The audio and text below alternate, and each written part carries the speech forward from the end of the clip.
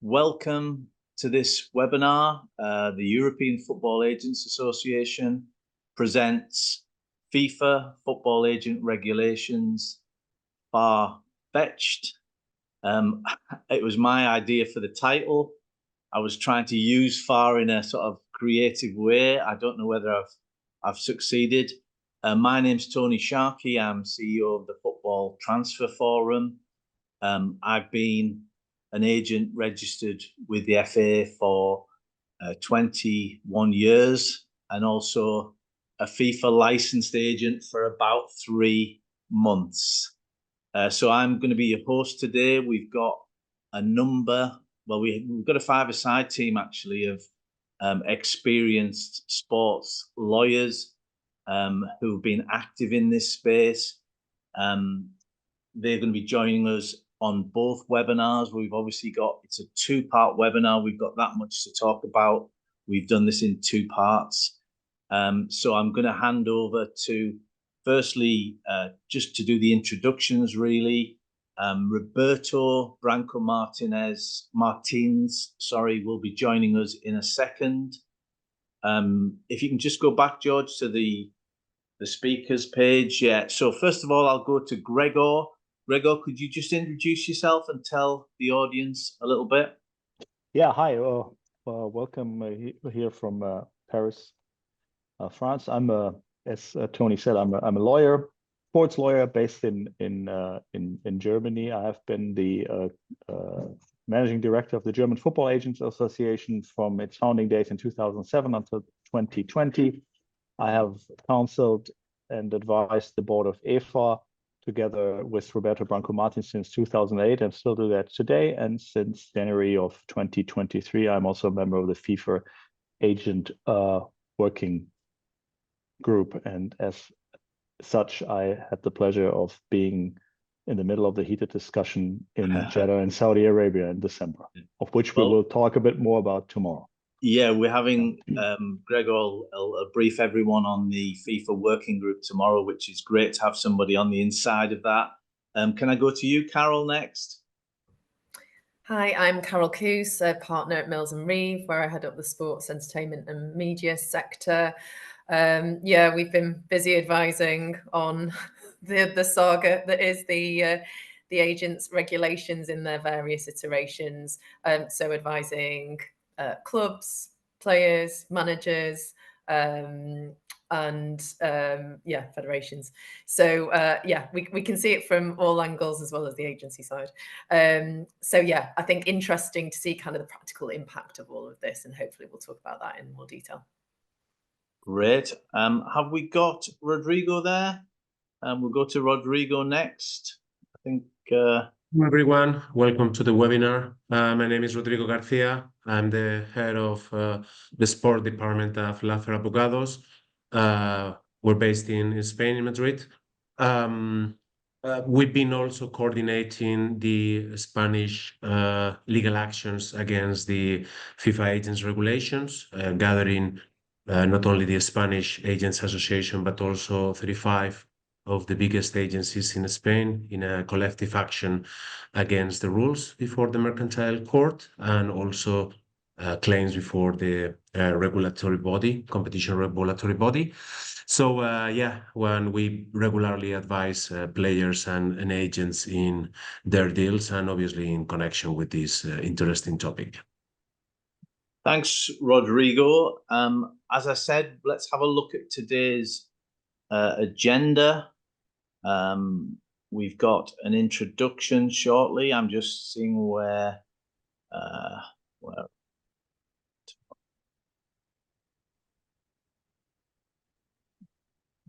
So we've got an introduction from Roberto Carlos Branco Martins from the European Football Agents Association. When Roberto logs on, then we're going to go to Gregor to talk about Germany, which was really one of the key landmark decisions. Then back to Roberto to talk about the Netherlands and the National Association down there and what happened in that country. Then we'll go to Rodrigo, and finally we'll go to Carol to talk about England. So we're covering sort of 4 countries today. On the question and answers, we've got the chat open so you can share your LinkedIn addresses or any comments you want to make. But please try and put the questions. I think we've already got one question. Please try and put the questions in the question box, and we'll try and get to as many questions as we possibly can. So that's today's agenda. Oh, hi, Roberto. Roberto, great of you to join us. Could you just introduce yourself and say hello? Yes, thank you very much, Tony. I was apparently speaking to a screen without being present, but I had the wrong link. I'm Roberto Branco Martins, lawyer, but already for quite a while also the General Counsel of the European Football Agents Association, and yeah, looking forward to 2024 and see what it brings in terms of regulation. But it starts also with this event today. Good to have everyone on board. Really looking forward, like a powerhouse turnout. Very good. Yeah, no, it's a good turnout just after New Year, and obviously we're in the January transfer window as well, guys. So a lot of football agents. I know it's a busy time, so thank you for joining us. So that's today's agenda. Let's have a look at what we're going to do. It's a two-parter, obviously. Tomorrow's agenda, we're going to look to Brazil with Tiago Reno. He's going to talk us through the legal challenge and what happened in Brazil. We're going to have a little bit of a discussion on member national associations. And we're going to come back to Gregor to talk about the FIFA Agents Working Group. And then tomorrow as well, we're going to talk about that circular that landed in everyone's inbox just before New Year. I think it was one of them hold my beer moments when it arrived. And then we're going to have a panel discussion right at the end on the ramifications of all of this and moving forward as well. And, you know, like I said, we want plenty of questions in the question box, and we'll get through as many of them as we can today and tomorrow. But let's kick off with Roberto. Can you just give us a little bit of an introduction from the European Football Agents Association's standpoint? Yeah, I will do my best, Tony. Thank you. Well, as you know, it has been quite a roller coaster the past 2.5, 3 years, if I'm correct. And yeah, we've gone a long way. Currently, we see that there's a total suspension of the FIFA football agent regulations. Unfortunately, at this moment, the status quo is that we also see that there's a lot of many unclarities throughout the world. As you most probably know, we also have a law firm here, and it is incredibly busy already now, and also incredibly unclear what we need to do and what rules apply, because you see now you see an adaptation of the adapted FIFA football agent regulations on a national level, taking national legislation into consideration. I don't know anymore, you know, what I can advise for the full 100%. So this afternoon is really quite helpful in that sense. So I believe that the situation which we are in now clearly indicates that we do need a uniform set of rules, because we have been on this really unclear journey for the last couple of months and years. I don't think that I need to go into detail about all the court cases, because I think litigation at this point is clear. We had a landmark case in England, landmark cases in Germany, obviously in Spain, so the experts will elaborate more on that and on direct impacts on the domestic level. If we look at an international, European or international level, we see that there's a necessity to have uniform regulations. We also see as EFA that if that is lacking, it will lead to a lot of legal uncertainties. And in order to create legal certainties, you need to have a couple of fundamental issues that you need to take into consideration.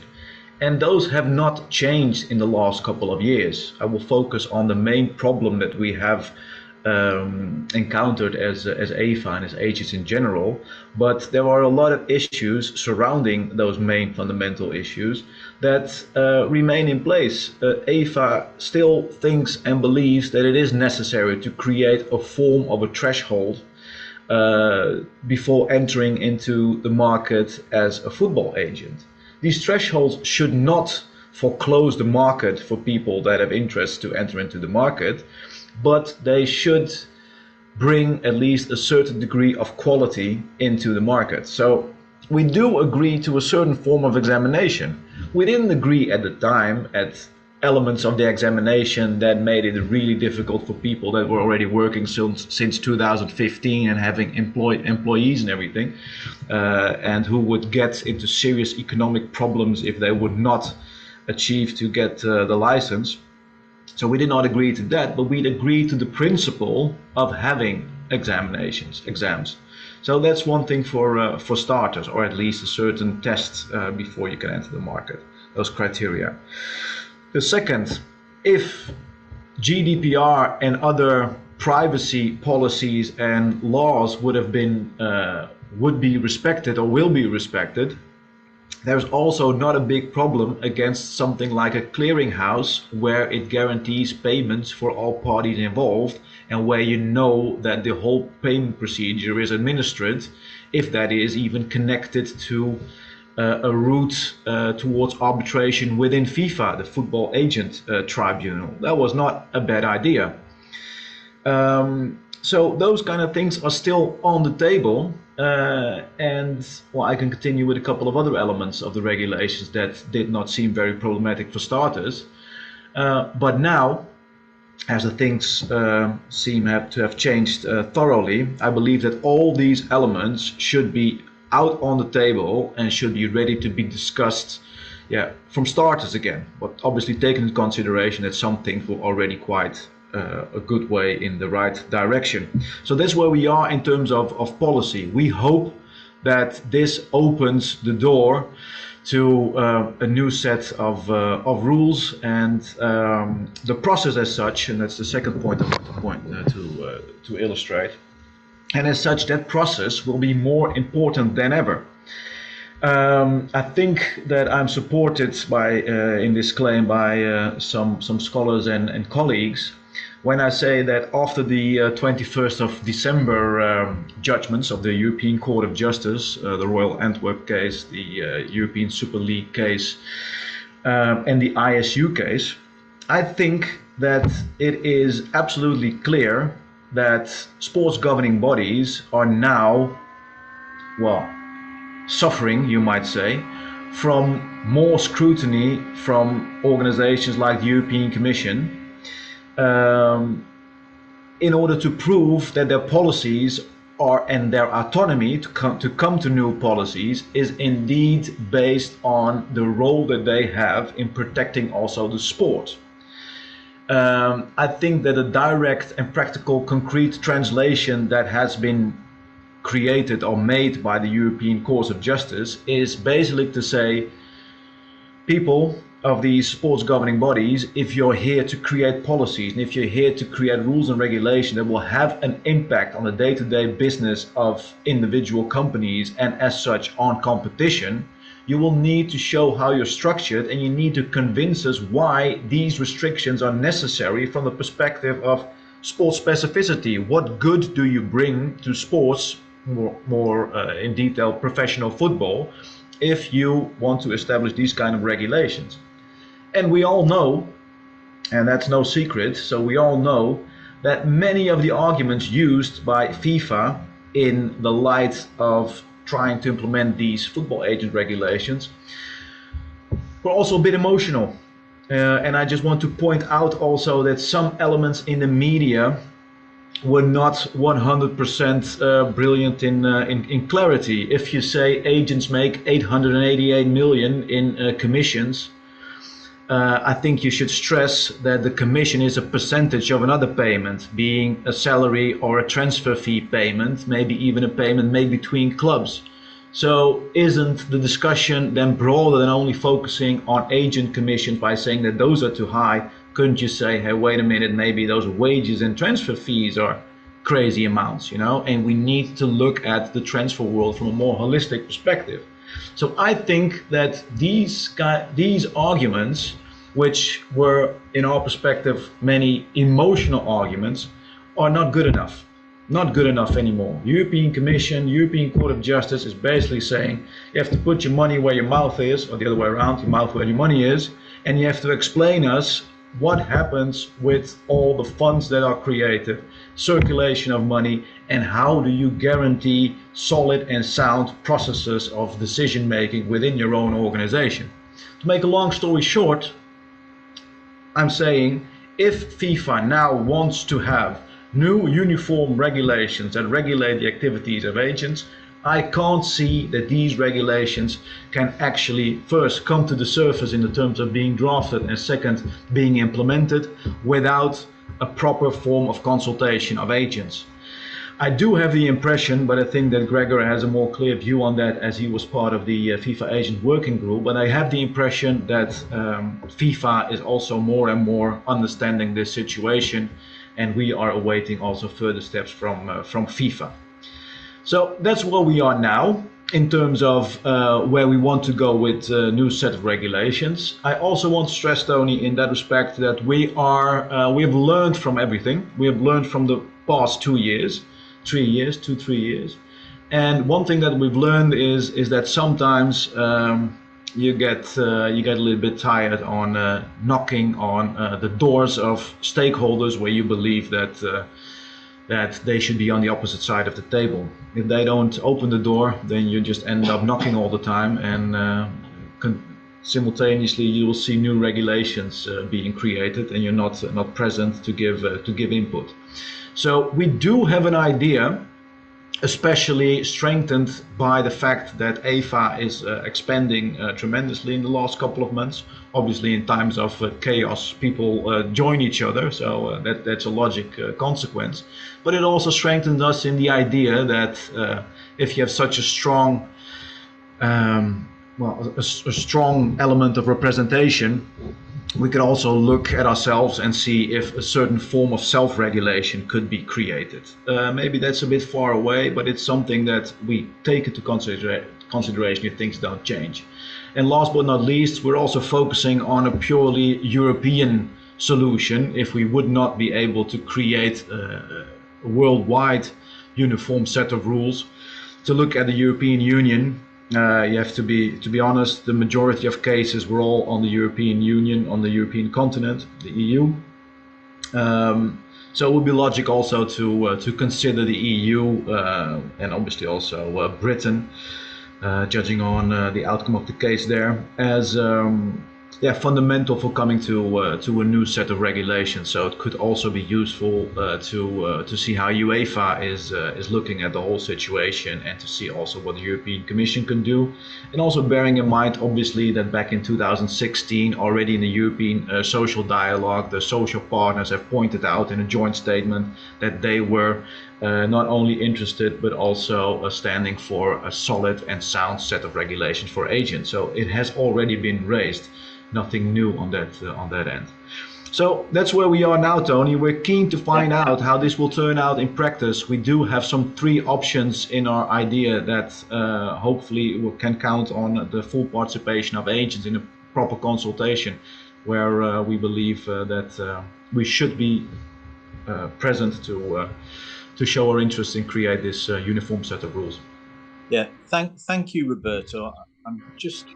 We've got a little bit of a sound issue with your mic, but thank you so much for that. And obviously I think the European Football Agents Association has been sort of the guiding light for me. It's been their commentary and opinion on everything that's been happening with FIFA and the new regulations that I've sort of been watching out for, listening to, reading all the posts on LinkedIn, all of their events that they've done. So it's been a real good guiding sort of light for me to try and navigate through this, what has been, well, it's been 6 months and 9 months. And you know, it feels to me as an agent on the receiving end of all this, the goalposts keep moving every sort of month, every week. But there has been a lot of, Roberto alluded to it, there's been a lot of legal challenges. We've sort of picked out the 5 sort of key ones, if you like. So let's go to Gregor, and Gregor's going to talk about what happened in Germany in response to. I was watching Sky Sports Transfer Center, the Jadon Sancho deal. He's going from Man U to Borussia Dortmund on loan. I think it's in the pipeline, but they're worrying about what the agents are going to do and the agent regs. But you just tell us a little bit about what happened in Germany, Gregor. Yeah, sure. Thanks, Tony. Well, to be brief, there's 3 decisions that you need to look at when you look at the German situation. The first one is the one issued by the District Court of Mainz at the end of March last year. That is the one that is now pending with the ECJ. When you speak to FIFA about that decision, FIFA will tell you that they won that case. They did win on a procedural question, but if you read the judgment that was sent to the ECJ carefully, you will actually find out that the District Court of Mainz is of the same opinion as it was voiced later than by the District Court of Dortmund. That is a decision that came out in May 2023, just one day before the first meeting of the FIFA agent working group. And basically what Dortmund has said is that the new set of rules, the FIFA football agent regulations, construct a hardcore cartel. And any competition law lawyer gets really, really, really nervous when he hears the word hardcore cartel. There's no justification whatsoever for a hardcore cartel. So Dortmund struck down the new FIFA agent regulations in its entirety in Germany. Also instructed the German Football Agent Association not to implement them on a national basis. Well, Germans are being Germans, so we listened to the courts. The DFB did what the court told them to do. FIFA did not. They did not go far enough with not implementing these rules, but continued to advocate some of the regulations, especially the licensing system. So they were again taken to court on the question of contempt of court. They were fined by the District Court of Dortmund 150,000 euros. FIFA appealed that decision, and the timing of German courts is impeccable. And the FIFA Football Agent Working Group believes up until today that I have a hand in that. One day before the meeting in Jeddah, the Appellate Court of Düsseldorf issued their judgment in the appeals case, and they upheld the fine for FIFA. So FIFA had to pay 150,000 euros. But more importantly, the Appellate Court in Düsseldorf said that the outreach of the Dortmund decision is not only limited to Germany, but applies all over the European Union. So basically, the Appellate Court told FIFA that you cannot implement the FAR on an EU-wide level. And keep in mind that the chamber that handed down that judgment is the chamber that will hear the appeal on the earlier Dortmund decision the end of January. So it is unlikely that they will change their opinion, and it's therefore highly likely that they will uphold the Dortmund decision, which will leave Germany out of the FIFA football agent regulatory world up until the ECJ has decided. And it was based on that late decision in Düsseldorf, handed down December 13th, as well as on the 3 decisions the ECJ handed down on December 21st that Roberto already mentioned. But I'll talk about that a bit more in detail tomorrow on the discussions that were held in Jeddah, that FIFA finally came around and suspended some of the regulations. I would predict that we will see another circular from FIFA in a few days, suspending even more of the regulations. So Germany, for now, is out of the picture anyways. So our legal situation is very clear: do whatever you want to do. So when the Sancho deal is somewhere a cliffhanger, it's not because we don't have a straight legal field in Germany. It has to do with something else, but not with the legal situation in Germany. Yeah, so FIFA referenced the German court's decision on their platform, and so it's agents as well as players, as well as clubs that have links to Germany. Is that right? Yeah, well, FIFA after the Dortmund decision invented the German link. And what is the German link? Whenever one of the parties of the transaction is actually domiciled in Germany, you have a German link. That still stands. So Germany still is not part of the FFAR world. However, with the suspension, some of the provisions of the football agent regulations still are not suspended, especially the licensing system. Whether or not you like that is a different question. But from a legal point of view, it's not suspended, but it should be suspended not only in Germany, but also in the European Union due to the later decision of the appellate court in Düsseldorf in December. So the suspension actually, it's a first step, but it's not going far enough. But in as far as Germany is concerned, if you are German, domiciled in Germany, if you have a German shepherd, anything that's German, establish a German link and don't worry about the FIFA football agent regulations. And so there's no FIFA licensed agents in Germany then, or is that? There are FIFA licensed agents because there are agents that have applied for their license, and the first exam was taken prior to the Dortmund decision in April 2023. So they are FIFA licensed agents. But if you look at the FIFA platform, you will not find a German agent on there. Yeah. And they were taken off that platform after Dortmund fined them 150,000 euros because Dortmund said you can't show a licensed agent on your platform being domiciled in Germany if we don't allow you to apply these rules in Germany. So take them off. That's why you will not find a German agent anywhere in the system of FIFA. Yeah, and I looked on the platform today, and there's about 5,400 and something agents who, like myself, who are licensed and paid the $600 to FIFA and yet to see anything concrete back from that. So that's the sort of situation in Germany, but that's obviously it's leading into other countries as well, and any transfers that involve a German club, then it doesn't apply. Yeah. Right, it doesn't apply. Correct. Okay. Yeah. So Roberto, can you let us know about the situation in the Netherlands, because it was slightly different, wasn't it? Yeah, basically the situation in the Netherlands, for starters, we tried to get a preliminary injunction. Unfortunately, the court at that time was unable to grant it, which is not that illogical because we were trying to prove and to point out that the effects of the cap would immediately have an impact on earnings. At that time, FIFA raised the issue that agents could also mitigate that loss by providing other services. Well, I have my personal thoughts about that, but that's not relevant for now.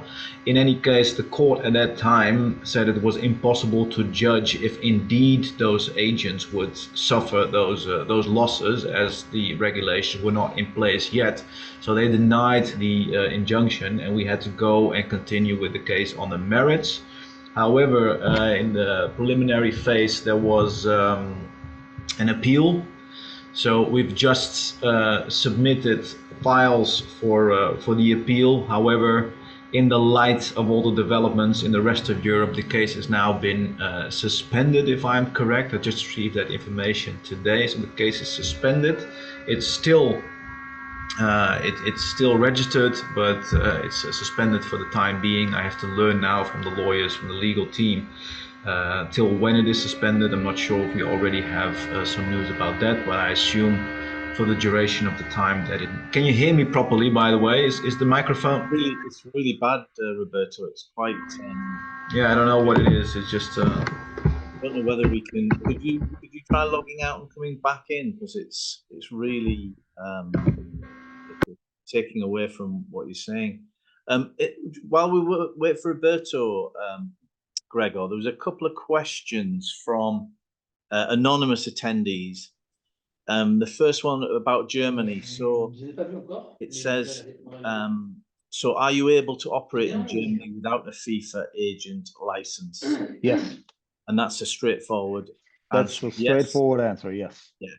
in simple terms, who is protected by the ruling in Germany and exempt from FAR? Is it just agents who domicile in Germany, or can it be just the player manager club who is German?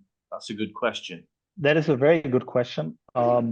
What is not enough is if you have let's say you have a German player that an English agent moves from Arsenal to Chelsea. That's not enough. Sorry, say that again. Say that again, Gregor. What's not enough? You have a player that is being moved from Chelsea to, well, that's a domestic transfer anyways, but from, let's say, from Chelsea to PSV Eindhoven. And everybody else involved is either English, Dutch, or whatever, but only the player is German but living in London. That would not establish a German link under the FIFA regulation, so there will be no exemption for the involved agents. So we're certain that if one of the parties is domiciled in Germany, you're exempt. Yeah. The question now is, and that verdict is still a bit new, is how the judgment that came out in December, saying that the Dortmund judgment has to be applicable all over the European Union, how that is to be read.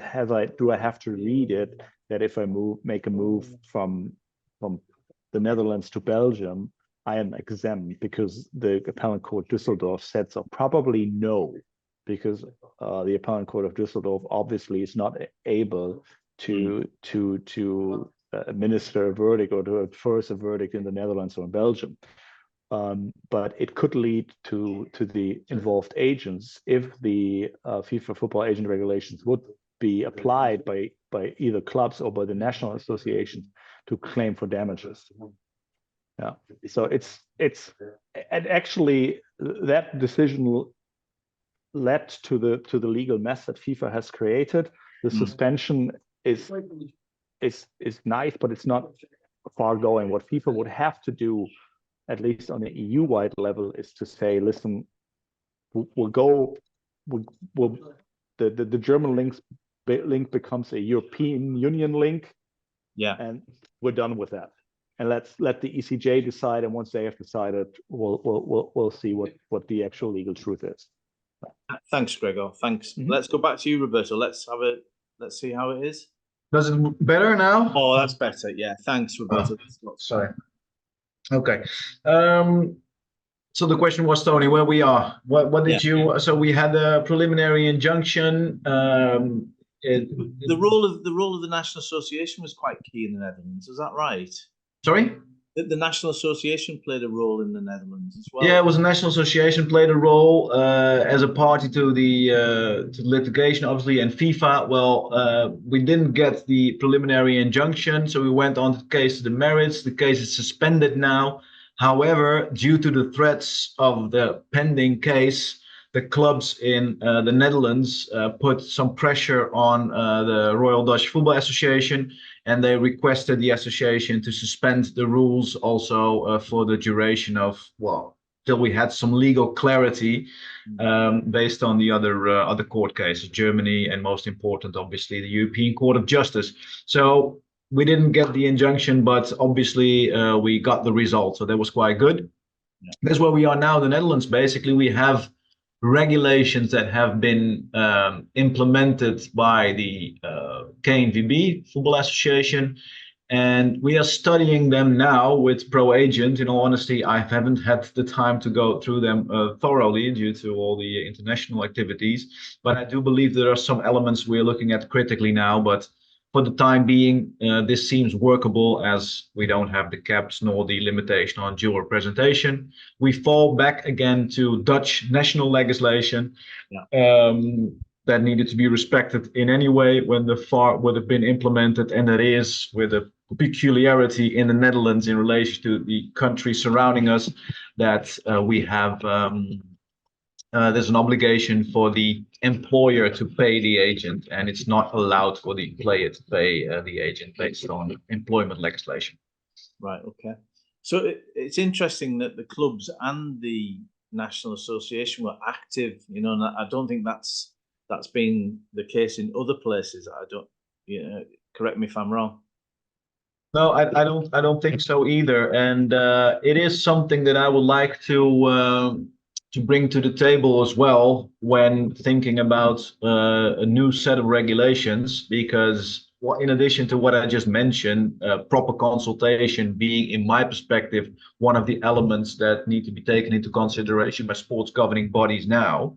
I think another element is that it's not so clear that you could easily deviate from applicable legislation, normally applicable legislation like civil legislation or employment legislation.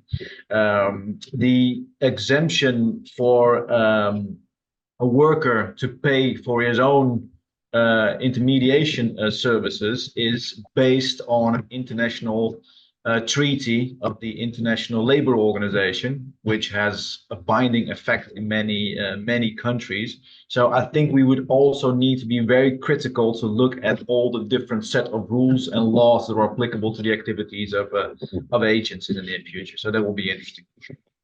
Okay, thanks, Roberto. Let's go to Rodrigo. Welcome back, Rodrigo. Talk to us about the situation in Spain. Yeah, hello everyone again. Yeah, as I was mentioning before, in Spain, we from December 2022, and after the FIFA conference in Madrid in January 2023, where it was clear to all the agents that they were waiting for his death. Basically, we organize and we gather around 35 agencies, both international and domestic, in order to start two actions. The first action was and is a class action before the Mercantile Court of Madrid, challenging around 16 points of the regulations and asking for an interim measure, an injunction on the cap. Why only on the cap? It's very complicated in Spain to obtain an interim, an injunction. So we believe that it was the most obvious offense of the regulations was connected with the limit on the fees, and we decided to attack only this rule because that was the most relevant one to interrupt. And we held a hearing in November, and in December, early December, the Mercantile Court accepted our injunction, our petition, and they cancelled the cap, Articles 15.1 and 15.2, and obeyed the Spanish FFA to not implement in their domestic regulations, which were not at place at that moment, obliged them to not implement Articles 15.1 and 15.2. In fact, a few days later, the domestic Spanish FFA regulations were launched, and they were basically a past and copy of the copy and paste of the FIFA regulations, but with the exception of implementing Article 15.1 and 15.2. The other action we have taken is we have a competition regulatory body in Spain, and we made a claim also asking for interim measures. To be honest, this proceeding is slower than the Mercantile Court. They should have acted already, but they are in an inquiry process. They are asking Spanish FA and FIFA for different documentations in order to decide on the opening of a disciplinary proceeding. This should be successful, but it's kind of a more political body, and they are kind of afraid of taking decisions. I think that they are also somehow confused about what the position of the European Commission is in this matter. I am confused, and maybe this is something that someone can explain to me, why the position of the European Commission is not basically clear or in accordance with the European treaties. I don't know if there is an influence for the governments or what the exact reason is, but I think that you don't need to be a competition lawyer expert to assess that at least the cap and some other parts of the regulations are basically contrary to European competition law. So we are kind of surprised of this position. But at the end of the day, the fact that we obtained the prohibition of the cap, it's a good solution, but we still have a case ongoing. In fact, both FIFA and the Spanish FA, which were the respondent in our claims, have appealed the interim measure.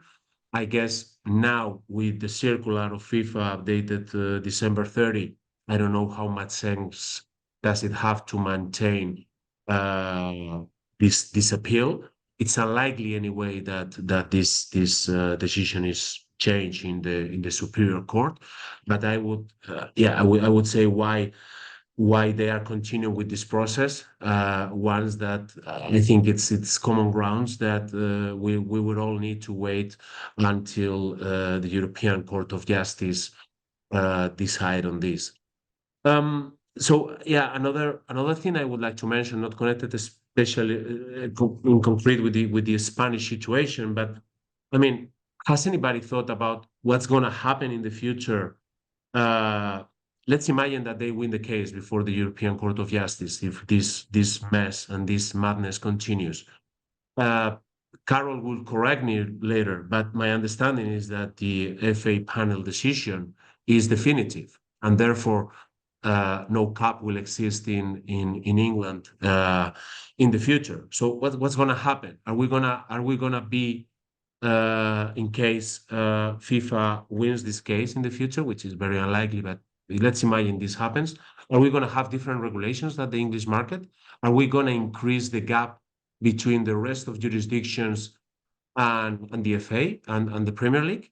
I mean, those are the type of things that I don't know if all you guys that are in the conversations with FIFA, if you have discussed this, but in my view, someone should put some reasonable decision and to try to create a reasonable frame for not only the winter market or the next summer market. I mean, I think those are safe given the circular and the decisions. But what happens in the medium term, in the long term?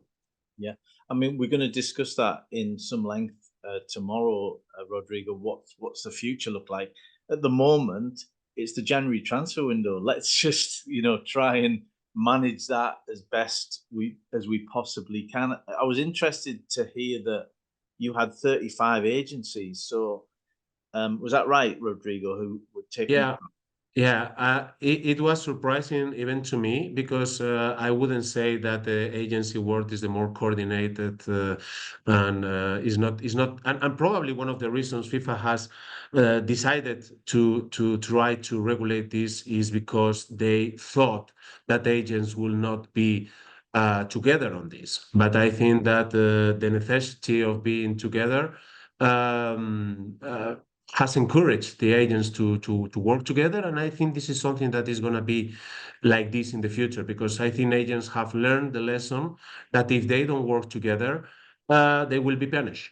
So that's basically my... Absolutely, and 35 agencies coming together is a really big, healthy number, and I think the necessity of the agents getting together has obviously helped get the case over the line. If agents were not really too bothered about what was happening to them and didn't really push back, then none of this would have been happening in any particular territory. So just to be clear, Rodrigo, if you're a Spanish agent now, you've got a license with FIFA, is that right? You've got to be licensed by FIFA, but you can just ignore the cap, is that it? Yeah, obviously you can ignore the cap. I mean, any transaction that takes place in Spain cannot be subject to the cap, regardless there is a Spanish agent involved, and any domestic deal should not have a cap either. So any transaction in Spain, regardless it's international or national, will have no cap.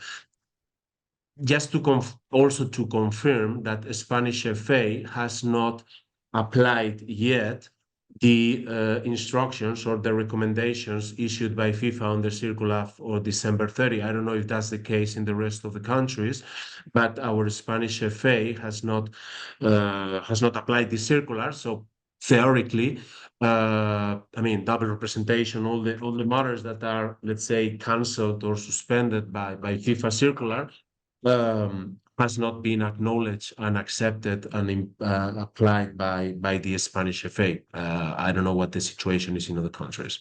Yeah. So on that, we'll go to England and Carol. Obviously, look, we're talking about we've been to 3-4 European countries now, and a lot of I know Roberto and Gregor alluded to it. A lot of the transfer business and a lot of the major playing budgets are in the European Union and in the UK. And of course, the Premier League is probably the biggest marketplace for transfers and player wages of all of the big 5 leagues, for sure. So it was key, Carol, that England was going to play a role in these, in the FAR document, in the implementation, and England was going to be a big player. But Carol, talk to us about what happened in England. Yeah, so I think it's a 2-stage process, really, isn't it? We've got the FA arbitration on the one hand, and then we've got Circular 1873 on the other. But I think you can't take 1873 sort of in a vacuum. I think that the FA arbitration was a catalyst alongside all the other developments for, Circular 1873. But yeah, if you take the FA arbitration, as Rodrigo's rightly said, there's no appeal from this. This is final and binding. So it was, a strategic move on behalf of the agents to go to the FA Rule K arbitration, private arbitration proceedings, swift, binding, and clearly you have very adept, judges effectively that are dealing with very tricky competition law, which broadly mirrors EU competition law. So, as we know, the likes of CAA, Stella, Base, Wasserman and Arete brought the action. There were 4 elements to it, arguing that these were anti-competitive. One was obviously the cap, second was the pro rata payments, third, client pays, and fourth, prohibition of multiple representation. As we know, the agents won both on the cap and the pro rata payments, and weren't successful on client pays and the prohibition on multiple representation. That said, we know that obviously Article 1873 came in and things changed there. But I think what's quite interesting from the arbitration and the award is just some of the arguments that have been presented and then are likely to be presented. It's almost like a rehearsal for the ECJ case, I'd say. So obviously the agents have argued that it's anti-competitive. It's a decision by undertakings or an anti-competitive agreement. And FIFA has argued that actually these rules are sort of necessary, proportionate to address the abuses of the industry. And I think it goes back to one of Roberto's points, which is, what is the narrative here? And so there has been a narrative of kind of the money going outside of the game. And there's talk about, I think in 2020, they said that for every euro that was paid to a training club, 10 euros were paid to a football agent. And so there's the depiction of training compensation solidarity, that is minuscule in relation to agency fees. And as Roberto said, there's, commissions that are taken slightly out of context, but that are huge amounts of money. We're talking about, I think it was 865 million in agents fees by September 23. So FIFA had said that there are arguments that there are abuses in the industry, that actually there are incentives for the movement of players, and that's incentives for the financial reward of agents to move players rather than it being in the players' best interests. There are arguments around conflicts of interest when you're acting for multiple parties, and a lack of transparency around what a client knows is being done for him or her, and therefore what they are liable to pay. And there's a lack of transparency there. So I think there are a few arguments actually in favour of the cap that FIFA had advanced. One was, kind of reducing the incentive for unnecessary transfers. Agents and players' interests should be aligned, because agents would want to ask for more money for players' salaries and therefore have the percentage to be higher. Not that they wouldn't do that anyway, I presume. One of the interesting arguments was about the role that agents have as like a gatekeeper, or that they can really kind of stop a deal happening. So they can effectively say, or this was the argument, this deal's not going to happen unless you pay me my fee, and my fee is significantly higher than you thought it might be. And clearly, if you have a cap, that sort of negotiating position's taken away. And also, one of the other arguments was, well, let's get commission payments in line with solidarity. We think about solidarity as being 5% of a transfer fee. Well, let's get commissions down to around that mark. Actually, interestingly, the panel held that lower commissions can actually sort of really exacerbate the issues that FIFA have been saying are live in the industry. Because if you've got the lower commissions, presumably then the agents are going to want them to move the players more, because you need to then keep getting these deals in order to keep getting your commissions. The other arguments were around the pro rata payments. So obviously FIFA had introduced the system of a pro rata. So the agent would get paid over the course of the player's contract to increase kind of contractual stability. And really, it just came down to the evidence there. So FIFA was presenting the argument that this is, there are unnecessary moves of players, because agents have already got their commission. They're then wanting their commission on the next deal. And actually, on the evidence, there wasn't enough to sort of satisfy that there was sufficient abuse of the system to say, well, actually, we have to have these payments over the course of a contract. So that's why that was unsuccessful. It was found to be anti-competitive. As far as dual rep and client pays, the panel found that actually they were sort of necessary for the avoidance of conflicts of interest and to kind of promote transparency. But I'd say probably the key takeaways from all of this is actually kind of what's happened after the decision. So obviously we had, FIFA being the diligent sort of national association, issued regulations straight away, that were then compliant with the decision. So they'd taken out the offending provisions in their existing draft and issued the new version 1 of the National Football Agents Regulations. Then obviously Circular 1873 lands, and FA diligently get everyone back in over Christmas, New Year's Eve, and they then issue the second iteration of the agents regulations. So just a few practical takeaways, I'd say. So if you're looking to do business in England, now you've got to lodge your rep contract on whole game. If it's after the 16th of December, it has to be compliant with the domestic regulations. Query how that is going to impact on those foreign agents who have, their rep contracts presumably will be compliant with their own regulations. They may not be compliant with the national regulations. Registration with the FA requires the FIFA license. What are the Germans going to do if they don't have a FIFA license? Can they register with the FA? There was an annex that was specifically about the German link, and that's now gone. We need to provide for independent advice in the rep contracts. There are provisions around if a player self-reps, that agents should not be entitled to commissions going forward, and that's deemed to be void. The FA have now said that you need to amend your contracts to deal with that. And then I think probably... Sorry, Carol, could you just say that one again? Because I wasn't aware of that one. Yeah, so one of the issues... so in the FAR, in the FIFA regulations, there's a provision around you shouldn't be... You agents should not penalise players in the event that they then self-represent.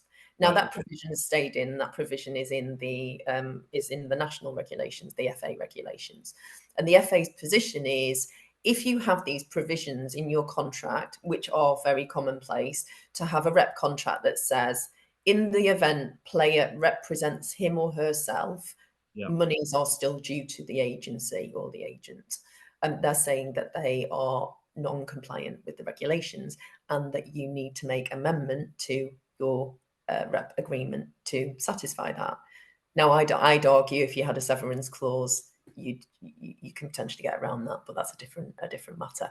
But there will be provisions in many existing rep contracts. So if you've entered into a rep contract in December 22, you're going to have lots of provisions in there that won't be compliant with the national agents regulations. And the position technically under the regulations is you need to amend those contracts. And I think probably the bigger issue is if you've got an agency and you're a party to the contract, then how do you then deal with that? If it's a pre-existing rep contract, you can notify the FA and say that there's a nominated individual, a licensed agent, who is going to carry out the agency activity. If you are a smaller agency and you've got one agent and that agent hasn't passed the exam, or you are an agent, a one-man band, and you haven't passed the exam, what do you do then? So we're advising quite a lot of agents at the moment that are in that sort of position in terms of, we haven't got a license, how do we manage things going forward? Or we are a company, and how do we manage our business going forward? Now, obviously, all of that then is kind of hanging in the balance, depending on whether we're going to have a licensing system going forward. And we understand that there are developments afoot on that potentially. Right. And we got, as agents, and myself based in England, we got the FIFA circular on the 30th of December. Then the FA's literally on New Year's Eve. And there was a lot in those, both in those statements to sort of digest. And I'm still not 100% clear on what you should be doing. But just for the benefit of our audience today, you have to be FIFA licensed. You have to be registered with the FAA as well. Because I've been registered with the FAA, and I think my registration was going to run out in April 2024. Yet they wrote to me and said it's running out on New Year's Eve, and then you have to register. And to register, you need to put your FIFA license into the form that they gave you. There was no cost. I mean, if there'd been a cost, I think there'd have been uproar. Yeah. But all this thing about FIFA taking on a worldwide perspective, it's coming back down to the national associations, isn't it, Carol? Yeah, well, there's going to be discretion for the national associations to implement what FIFA has recommended. But, so for example, the FA have been, as I say, really diligent. The poor guys at the FA have, gone in on New Year's Eve and effectively had to deal with the circular. And the way they've done it is kind of a practical stance, because they've got version 1 of the national federations, and they've just got grey boxes, which are the provisions that are then suspended. So in the event that they come back in, then the provisions are still there, but you just ignore the bits in the grey boxes. But there are also obligatory terms that need to be included in rep contracts going forward. For example, the clients need to take independent legal advice, need to be offered independent legal advice or advice from the PFA or the LMA.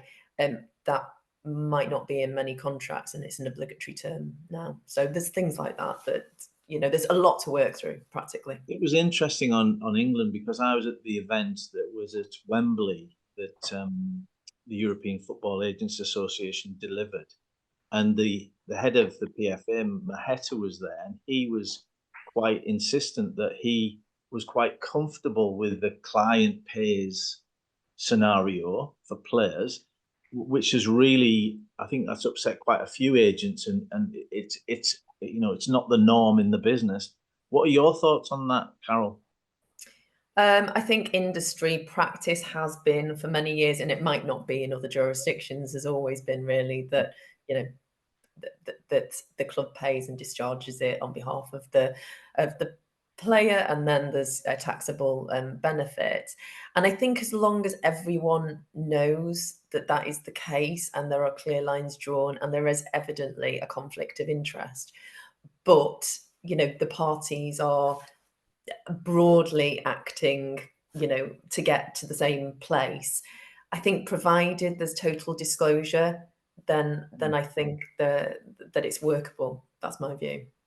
Yeah, and just another question from me, Carol, really is just before it was actually before the 1st of October, when the FAR document came into full effect, the FA said we're no longer operating clearinghouse from such and such a date, so that as in England, you invoice the club pay it to the FA, who it goes into their clearinghouse and then comes to the agent. So has the FIFA clearinghouse worked, or is the FA going back to doing a clearing, or is it you getting paid direct from the club? Or are you shaking your head there? You're probably, is that something you can talk about? I honestly don't know. I mean, we are waiting for further guidance from the FA. Yeah. But yeah, I think we're all actually trying to work through this, and it's not ideal, is it? We're in a window, and actually absolutely. you're going to be sort of working through it as you're doing the deals. Yeah. And I'll just open this up to the rest of the guys. Do we get the feeling that the national association is slightly different in the Netherlands? The national associations have just, I think Rodrigo used the phrase, copied and pasted into their. Are they being dragged into this by FIFA? Is that a fair characterization? Yeah, at least from the German point of view, the Germans have always, in the times when I ever had negotiated with them, they said there's nothing we can do about what FIFA tells us to do, which is not right. So I would totally agree with Rodrigo. They copy paste, translate it into German, send it out, end of story. And German, of course, isn't one of the languages that was used in the exam even.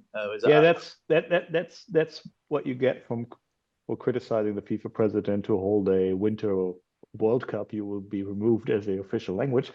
So that's so. Back in the days, we could simply copy paste. Now we have to translate. Well, we'll manage. Yeah. And Roberto, from your perspective. Yeah, what I wanted to say is that obviously, this is just a consequence of the sports model that we have based on one central monopolist organization that makes these rules, and where other organizations need to follow those rules on the basis of their membership. In essence, I don't have an issue with that because it has been there like that for ages. But again, pointing out towards the 21st of December judgments, I think that also these kind of structures are a bit under pressure at the moment.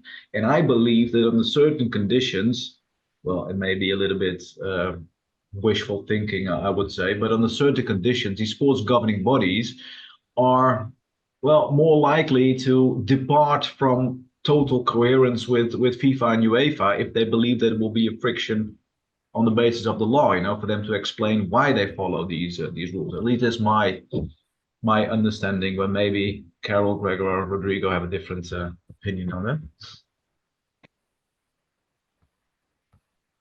Well, Carol or Gregor? So go on, Gregor. Carol, ladies first. Okay. I was just reading one of the questions.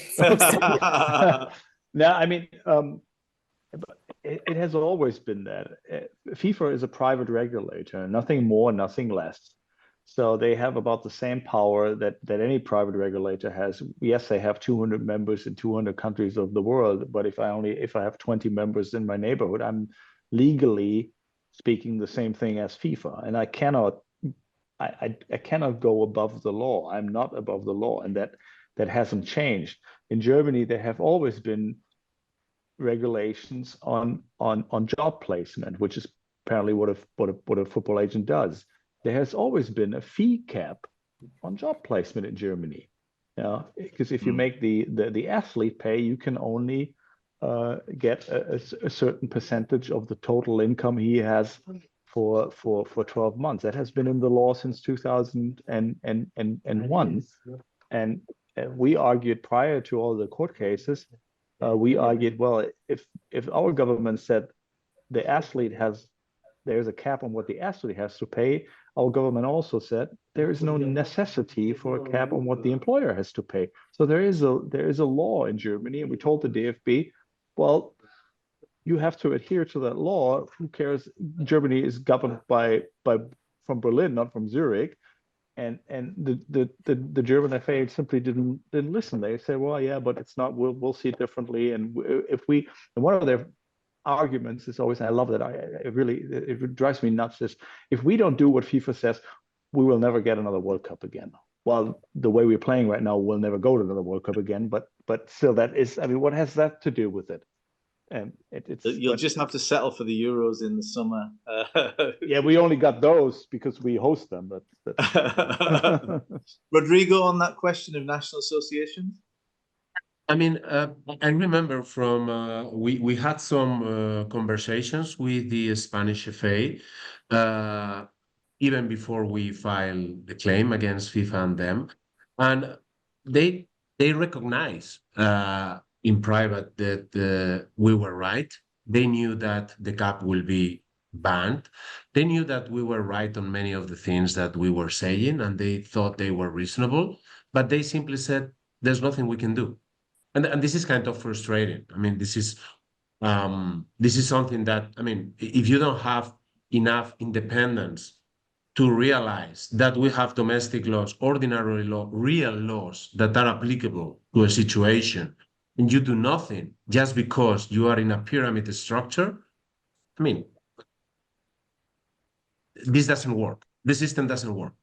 I think the FA is more independent, and they're acting in a different way. But I think it's on a continental level, I would say, they are just the slaves or their master. That's all. That's all they are, unfortunately. I mean, I guess we can kind of compare it with the likes of France and Italy, where they clearly are saying, well, you know, national law is going to determine how we operate this, and we are outside of you know, the duty of FIFA compliance. And I do sense that the FA mirror a similar sort of approach, that ultimately they have to implement, you know, kind of what FIFA is ultimately telling them to do. Hence the quick turnaround with, you know, the FIFA circular. But I guess we're speaking as lawyers, and we can't talk in a vacuum. Like, there is a political element here, isn't there? There is more at stake than just an application of regulations to agents and players and clubs.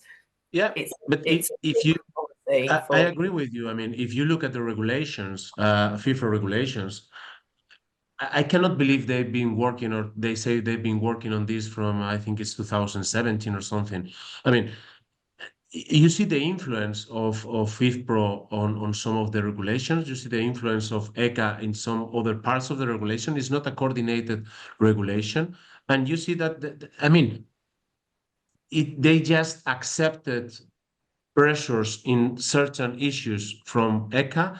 They accepted the pressure from FIFPro or player side in other parts of the regulations, but it's not an homogeneous regulation. And obviously agents has been obviously forgotten at all. And basically if they could, they would practically banish or make agents' activity disappear. Which I think, and I have discussed with FIFPro and with the trade unions. They need agents. I mean, I think FIFA has the wrong perspective of what an agent does. I think they just focus on huge transfer or some transfer that obviously there has been maybe some abusive commissions, but they are only looking at the headlines of or the tabloids on this. And this is not fair, because this is a lack of knowledge of the real activity and how agents are needed. We are in the middle of starting a market in which most of the deals that are happening are clubs asking agents, please take this player out of here because I need to bring a new one. And this is the sort of job that only an agent can do. And they are forgetting that probably this is a work that is not properly paid, and in which the best allies of the clubs are the agents.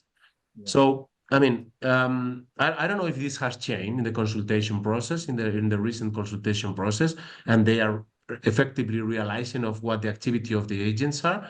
But I would say that the regulations, I cannot believe they are the outcome of a 4 or 5 years consultation period. That doesn't make any sense to me. I fully agree with what you say, Rodrigo, and they're not the outcome of a consultation process. for sure not with the agents, because there was no consultation process with the agents. But the one thing that really is clearly is in FIFA the advantage, and you hit it right on, is the fact that is the reputation that agents have in the market. Not only do they have a better reputation, which is unfair and unjust, but they're seen as everything that's evil in the world of commercialized sports is due to the agents. And that is something that is perceived not only by the public, but also by the politicians. If you look at and Rodrigo, you mentioned the European Commission statement that came out in November, I think it was, or late October, that they clearly focused on that. That was a statement that clearly is against European law, coming from the European Commission, that shows the power FIFA has on that level to lobby and to tell everybody, if you make the agents go away, then all in football will be good. Yeah. But and what I think what the agents really need to do, and that will be the task after these legal battles are over, is first of all to explain what the job is, as what an agent really does, how they are needed, how the game works, because they are agent, and it's not that it could work better if they're no agent.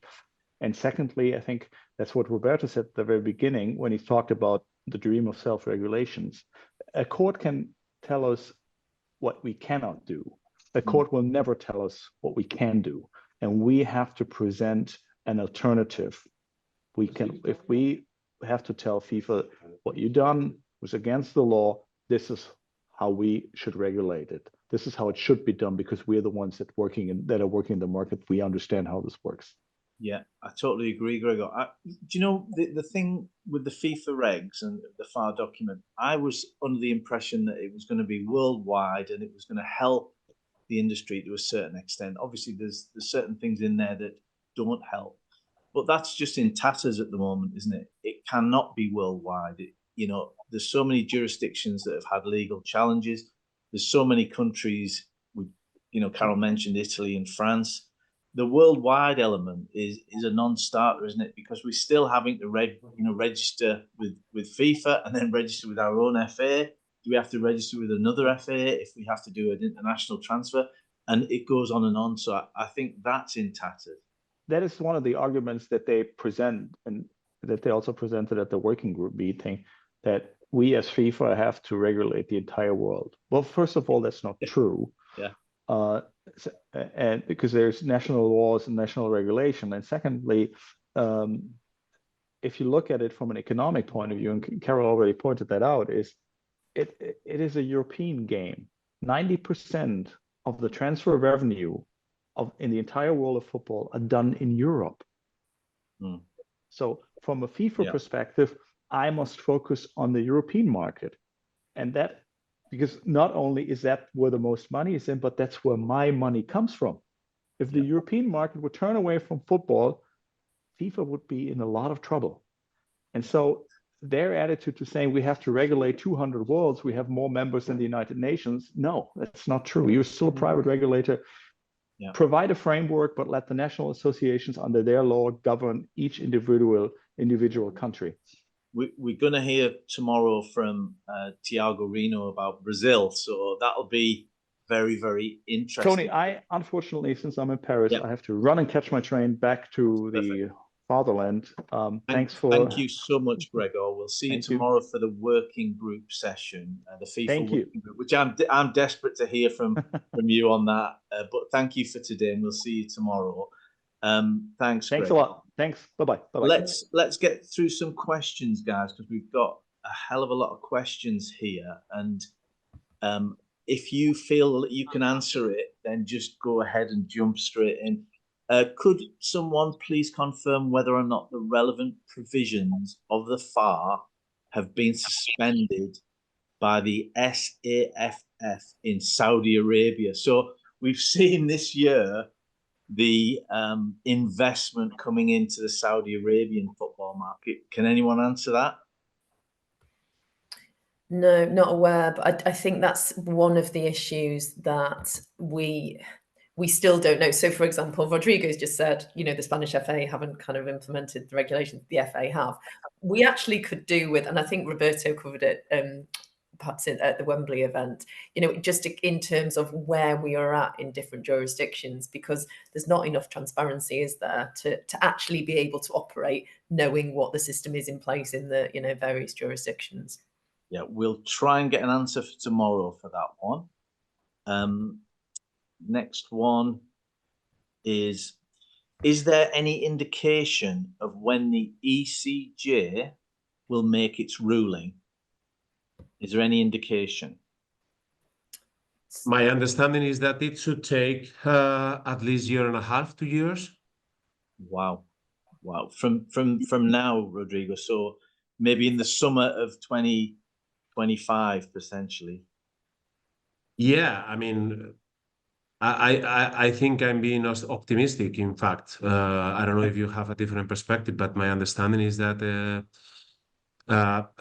this is the minimum period. It all depends on. But if we look at the Superliga case, I think it's been 2.5 years or 2 years. So and this might be, I would say, a more relevant case. So yeah. I mean that I think, to be honest, my understanding is that there should be a solution before the European Court of Justice takes a decision.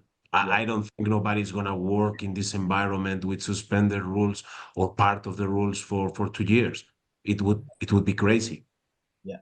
Okay, thank you. A second question from the same anonymous question was. Now, maybe I could say something also in relation to that, Tony.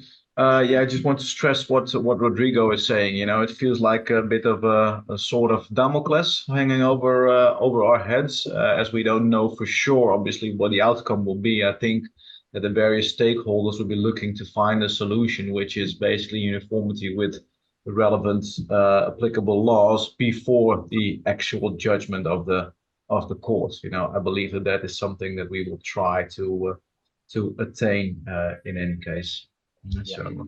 Okay, but 18 months, 2 years to get a resolution from the ECJ is a long time, isn't it? So, and the supplementary question was, what is the situation in Scotland? Do you know that, Carol? Situation in Scotland? No, I anticipate that they will mirror what the FA have done.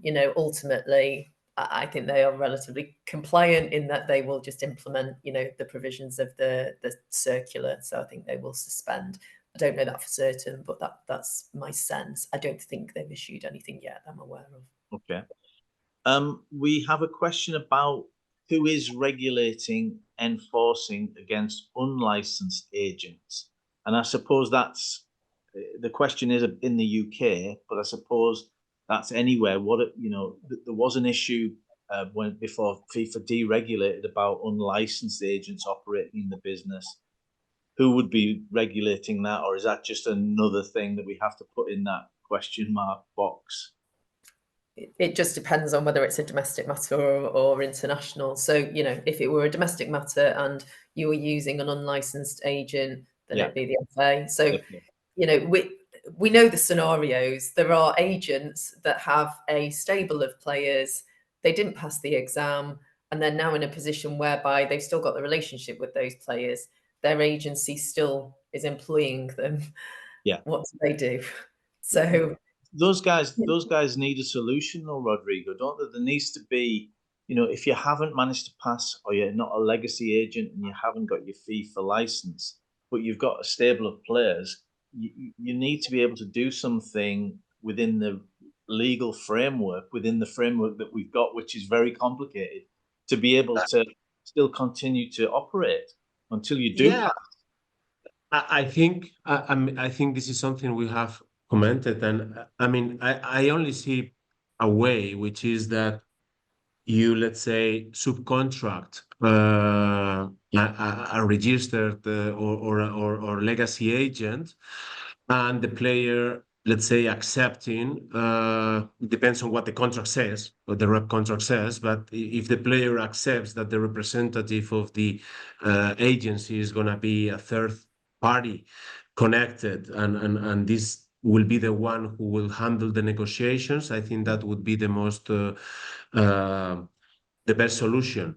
Otherwise, for example, I have ended and contracts of clients with their agents because they were not registered agents, and I believe that that's an extra argument. It's like a truck driver who lost his license. I don't know in other places, but in Spain, I can't end the contract of a driver who is not allowed to drive anymore or has his license suspended for a period of time.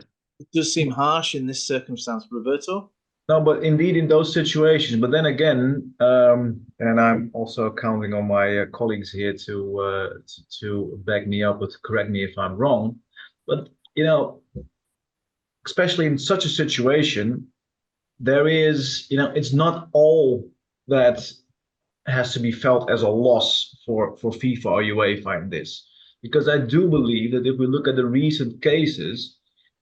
If one says you need to get your story straight when you come up with certain regulations when it comes to organizing competitions, and I believe that the same would go then with creating regulations that have an impact.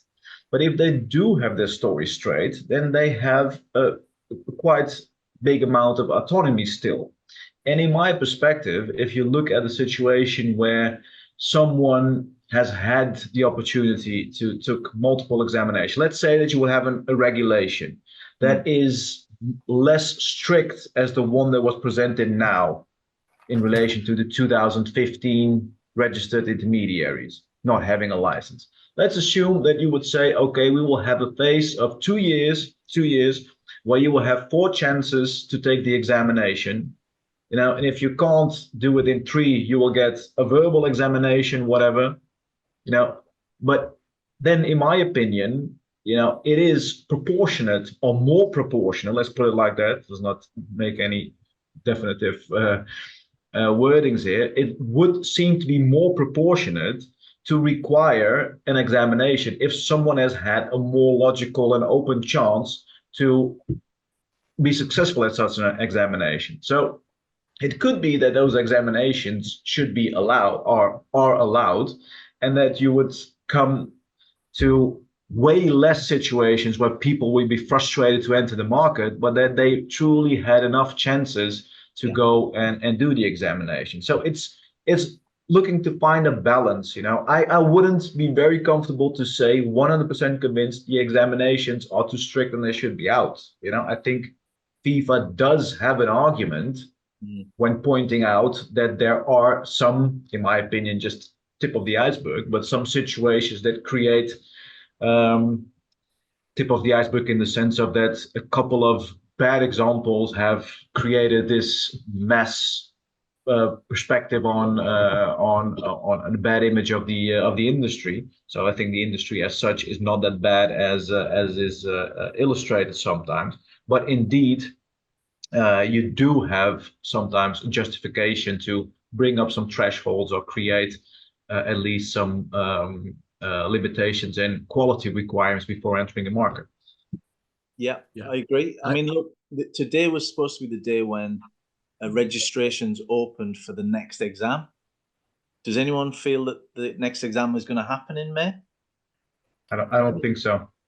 The How dates can you have on the website, and there hasn't been the ability to register. But then that compounds the problem, doesn't it? If you've drawn up the drawbridge and no one else can get in, and yeah, it was supposed to be today. The registration was supposed to start today. I looked on the site before we came on the webinar, and it wasn't available to register. So, Rodrigo, did you want to say something? No, yeah, just that to pass an exam on regulations that are suspended seems like unreasonable. And secondly, and getting back to the point before, and I don't know if Carol, Roberto, you agree with me, but I think that FIFA regulations, I think there is a questions and answers connected with what are the disciplinary sanctions connected with infringement of regulations. And I guess that if you use, because I mean, it's a reaction of many agents saying, okay, I'm going to get out of the system. I'm going to have a civil contract under Spanish law, and I don't want to know about, and this is what we all should do.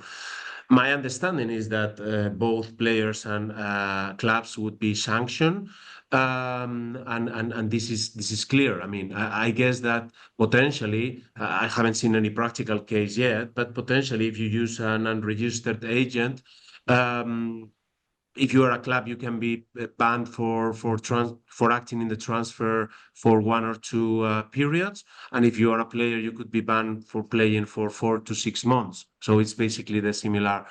It's like an Article 17 sanction. So, I mean, to be honest, you need to use a registered agent, and this hasn't changed. And if something remains in the future, my view is that the registration system will exist in the future, and as Roberto was saying, some sort of threshold, some sort of exam should take place. Yeah. Let's not forget that we come from a jungle.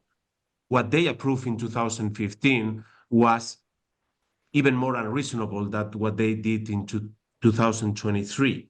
I mean, apart and creating a system where everyone can be an intermediary, everyone can act as an agent, was even more unreasonable of what they have done now. So, I mean, there has to be a medium. There has to be something reasonable between the jungle and strict regulations of an exam that even lawyers have problems to pass. I mean, there has to be something, and you cannot even pass it in your mother tongue. You have to do it in the fourth official languages. I'd just add to what Rodriguez said in terms of it's basically the people that are within the football family that are going to suffer for, you know, using an unlicensed agent. The unlicensed agent falls outside of the regulations. They can't be sanctioned. It's the people that are within the sanction. you know, the framework. So it's the clubs, the players, managers, and the agents that will. So if you licensed agent are down on the paperwork, but actually the unlicensed agent has still been involved, and you know there is evidence to show that, you licensed agent plus player plus club, would face. We've got through half of the number of questions that we've been asked, and it's now 4 o'clock. Can we have 5 minutes of injury time, or is it going to be, you know, are you able to go on, Roberto? Is that a yes? I just wanted to, thanks, Rodrigo. Carol, are you okay for for injury time? I'll put the board up. It says 5 minutes on it. We'll take this question because I think in the balance of things, FIFA did win a case in CAS, and it was, the question is, does anyone above have any comments on the Profa CAS decision in light of the comments of the English tribunal on the same? So do you want to start with that, Roberto, with the Profa and CAS decision? You're on mute, Robert. On mute. Yeah. Well, yeah, just to be frank and open, we were very critical as agents towards that decision. Well, let's be a lawyer now and refer to the ISU case, where it has been mentioned that in the light of arbitration clauses where athletes are confronted with that have a compulsory litigation route towards the Court of Arbitration for Sport, the European Court of Justice have decided or judged that those clauses, when European Union law is at stake, basically are illegal. There should always be a route open to go to a civil court that leaves the route open to the European judge. And I think that implicitly answers the question about how I feel about the Court of Arbitration for Sport, despite the judge at that time being quite a brilliant lawyer. However, I think that the Court of Arbitration for Sport is as it's mentioned, a court of arbitration for sport. And it takes a lot of specialism to be able to judge on EU law matters in relation to sports. And I believe that there should be a balance between both disciplines, and not a balance focusing or inclining more towards one sports discipline. So implicitly, my answer is that I'm not very fond of that outcome, Court of Arbitration for Sports. And Carol, in terms of the English tribunal? Yeah, the tribunal was very critical of the CAS decision. They said they'd made an error of law. But yeah, I think that is almost now sort of superseded really by the ISU decision, which effectively almost supplants the jurisdiction of CAS really with matters of an EU nature, EU law nature. Rodrigo, was there anything you wanted to add? Yeah, well, I mean, there has been a lot of criticism about this action. Some people say it's even a fabricated action. I wouldn't go so far, but the reality is that FIFA and the Spanish FA has used this CAS decision to try to stop our interim measure, and I think the effect has been contrary to what FIFA was looking for. I mean, I think that focusing and having a line of defense based on an arbitration, basically for a Spanish judge, an arbitration in a sport is nothing. I mean, and they don't even care about the regulations. They apply the law, and this is something that FIFA has forgotten. So yeah, I think that they have. I don't know if they have fabricated the action, but the abusive use of this decision and focusing their defense in this decision was not really effective before the courts. Okay. The real courts. Listen, guys, it's gone really quickly for me, and we've got another about 7 or 8 questions that we'll have to carry over to tomorrow. Just thank you so much. If I can just say one thing, I was just going to come to you, Roberto. Yeah, go on. Yeah, I believe that if I'm correct, a couple of hours ago, FIFA did publish that there will be an agent exam on the 22nd of May, 2024. I don't know if that's Yeah, there's been comments to say the agent exam application platform opened 5 minutes ago. So maybe someone's heard us. It's right up to date. It must have opened at 4 o'clock. So the answer to the question, the agent exam is back in by the sound of things. But Rodrigo was saying, well, how can you put an exam when there's so much disputed parts of the exam? It'll be interesting to see. And I mean, we were expecting to hear a little bit more. Maybe there's another circular from FIFA in the pipeline, eh? Who knows? But listen, guys, thank you so much for this afternoon. I think it's been really interesting. Very, it's been, from an agent's point of view, a lot of law stuff that I'm not used to. But it's been great listening. Tomorrow we're going to have Thiago Reno from Brazil to talk about that particular case, but we're going to have a lot more discussion on things like we're going to have Gregor as well for the working group from FIFA, which I'm really looking forward to. But we're going to have an open panel discussion on all the ramifications. We'll try and get through all your questions. As regards to tomorrow's webinar, you're already signed up for it. You'll get a reminder for a day and for the hour before. So we'll see you all tomorrow. Thank you so much, guys. It's been really interesting for me, and hopefully our audience has found it interesting.